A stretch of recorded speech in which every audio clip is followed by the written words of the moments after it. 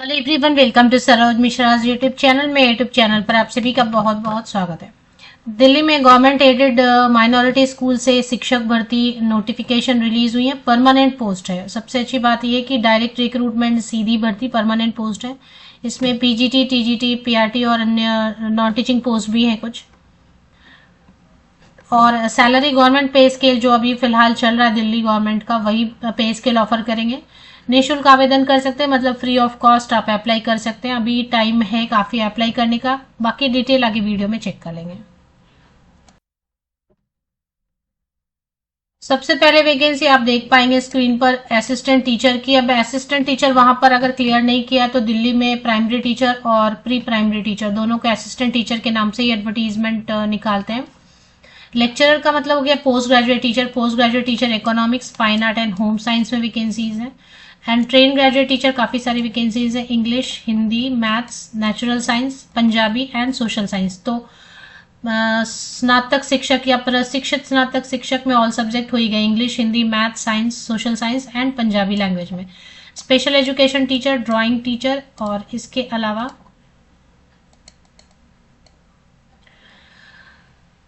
Drawing teacher के अलावा music teacher, physical education teacher, lab assistant, UDC and peon की भी वैकेंसी है। मींस नॉन टीचिंग में ये है lab assistant, UDC and peon. अब इसमें जो नोटिफिकेशन रिलीज हुई है ये कहाँ से हुई है ये भी चेक करेंगे। Bhai Biba Singh Khalsa senior secondary school government aided recognised minority school है। तो गवर्नमेंट एडेड है, मतलब सहायता प्राप्त, सरकारी सहायता प्राप्त स्कूल है। और नाम है Bhai Biba Singh Khalsa senior secondary school, minority school है। तो नाम से ही आप समझ रहे होंगे पंजाबी माइनॉरिटी स्कूल है, दिल्ली में है। और कहाँ पर है? मोती नगर में है। जॉब लोकेशन इसकी मोती नगर है। आप कहीं से भी अप्लाई कर सकते हैं, सीधी भर्ती है। एडवर्टीजमेंट चेक करेंगे, उसमें क्या लिखा है? Direct recruitment. डायरेक्ट रिक्रूटमेंट मतलब होता है परमानेंट पोस्ट, नहीं तो कॉन्ट्रैक्ट फिर लिखना होता है। तो डायरेक्ट रिक्रूटमेंट है। जैसे आप केवीएस में देखेंगे परमानेंट वैकेंसीज आती है तो क्या लिखा रहता है? Direct recruitment. नवोदय विद्यालय में जब परमानेंट वैकेंसीज आती है तो क्या लिखते हैं? Direct recruitment. फ्रेशर भी अप्लाई कर सकेंगे, इसमें प्रॉब्लम नहीं। चलिए एक बार, क्योंकि इन्होंने तो डिस्कस नहीं किया क्वालिफिकेशन, इनकी एडवर्टीजमेंट में लिखा क्या है वो चेक करेंगे। जॉब लोकेशन क्या है? Moti Nagar, new Delhi 110015 pin code से आप लोकेट कर सकते हैं। Religious and linguistic minority government aided school है, मतलब पंजाबी, खालसा लिखा है तो पंजाबी या सिख लोगों का स्कूल है। अब इसमें क्या लिखा है? Preference will be given to Sikh और Punjabi language known candidates too. अब देखो प्रेफरेंस देंगे ऐसा जरूरी नहीं है, इन्होंने लिखा है बेसिक नॉलेज पंजाबी। अब थोड़ा तो क्या है, अगर आपके आसपास कोई पंजाबी में बात करा तो आप समझ नहीं पाते, ऐसा नहीं है। मतलब बच्चे थोड़ा बात करेंगे अगर पंजाबी में, छोटे बच्चों के लिए खासकर, क्योंकि वो जब भी नया एडमिशन लेते हैं तो घर में जो बोलते हैं भाषा वही बोल पाते हैं, वही समझ पाते हैं। तो उनके लिए फिर थोड़ा सा कम्युनिकेट करने के लिए थोड़ा बेसिक आपको पंजाबी आना चाहिए, जो आप एटलीस्ट समझ सकें। प्रेफरेंस देंगे अगर किसी सब्जेक्ट के लिए उनको पंजाबी लैंग्वेज वाले टीचर नहीं मिले, सिख जानने वाले टीचर नहीं मिले, तो ऐसे भी आप अप्लाई करके रख दें, कोई प्रॉब्लम नहीं है, क्योंकि वैसे भी फीस तो है नहीं। जो लैब असिस्टेंट की पोस्ट है उसमें सिर्फ पीडब्ल्यूडी कैंडिडेट अप्लाई करेंगे। बाकी जो है यूआर कैटेगरी है। अब यूआर कैटेगरी का मतलब होता है ओपन कैटेगरी, जनरल, अनारक्षित। इसमें किसी भी कैटेगरी से आप अप्लाई कर सकते हैं। मतलब आप अगर रिजर्व कैटेगरी से तो भी यूआर में अप्लाई करेंगे, और अगर आप अनरिजर्व हैं तब तो यूआर में अप्लाई करेंगे।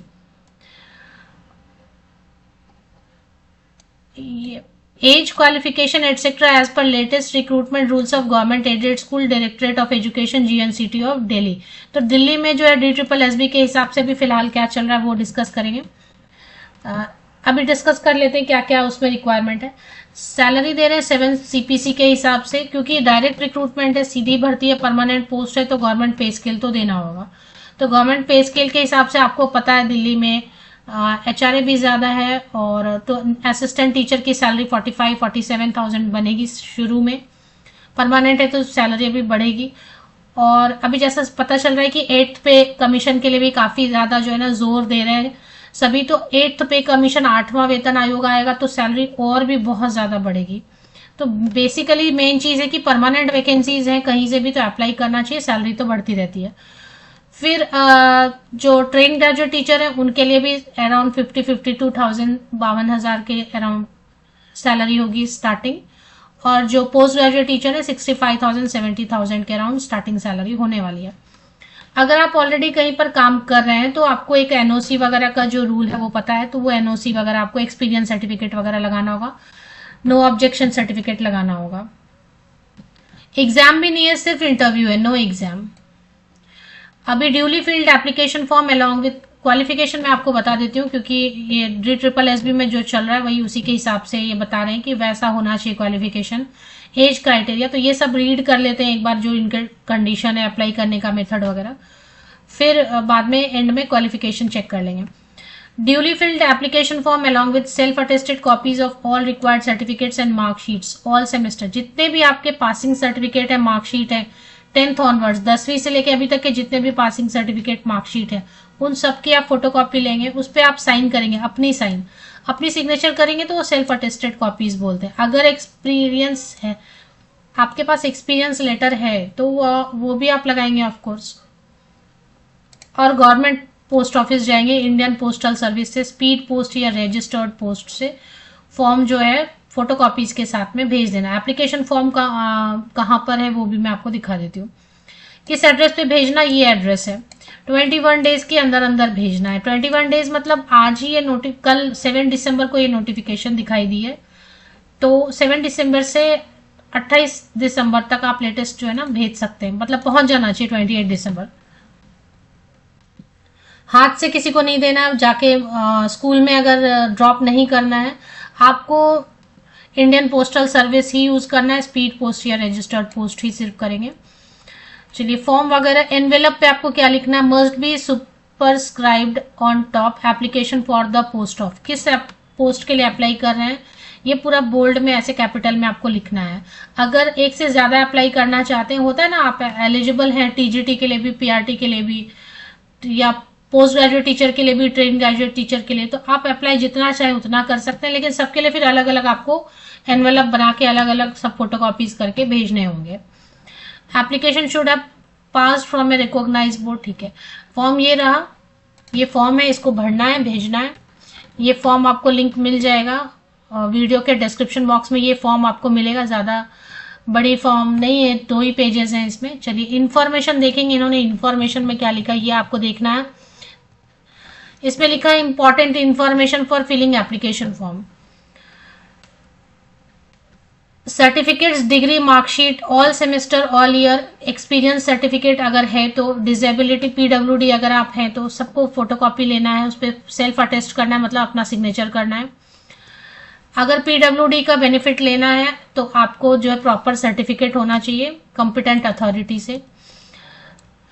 तीसरे नंबर पर लिखा है कि आप जो एज कैलकुलेशन करेंगे उसके लिए कट ऑफ डेट 26 दिसंबर होना चाहिए। देखिए last date of receipt of form यहाँ पे लिख दिया इन्होंने, 26 दिसंबर लास्ट डेट है।